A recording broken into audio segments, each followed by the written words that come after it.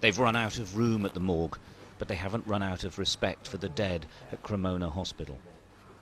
The next batch of the lost waiting for cremation are laid out in the hospital chapel before collection. Their families couldn't even say goodbye. They're all in quarantine. It's a recurring theme now. Everyone dies alone.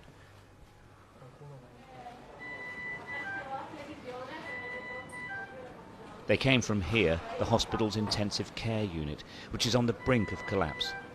This is what it looks like when the virus overwhelms, and here in Lombardy, it's overwhelming.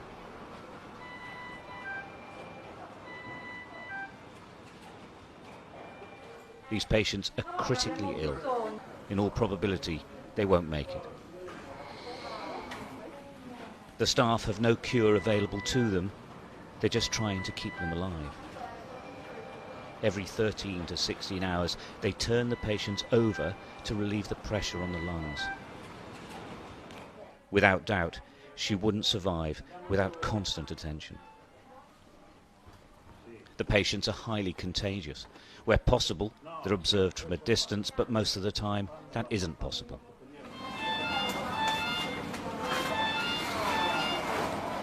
Nobody takes any risks. They wash and sanitize constantly.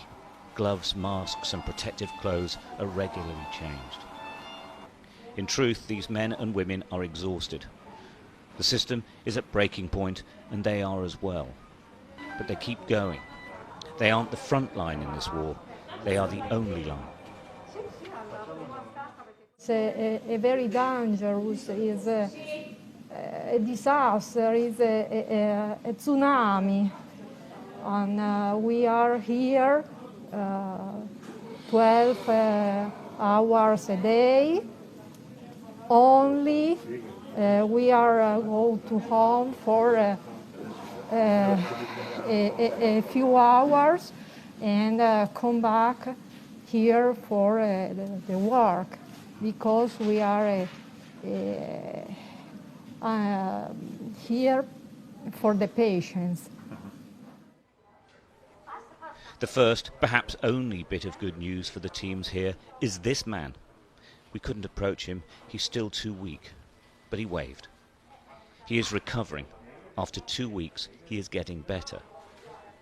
In that 2 weeks, though, not one other person on this ward improved, or worse, they died.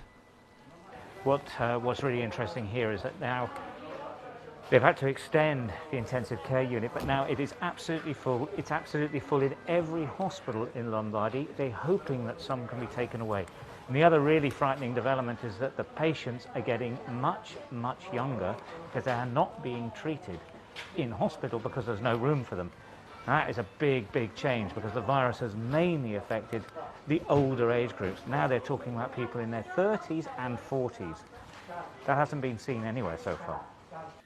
The only illnesses being treated in Cremona Hospital now are linked to the coronavirus, and it's spreading.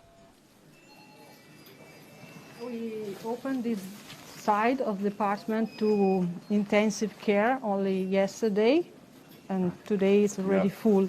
Well, so in 1 day it's full? In 1 day, less than 1 day, yes.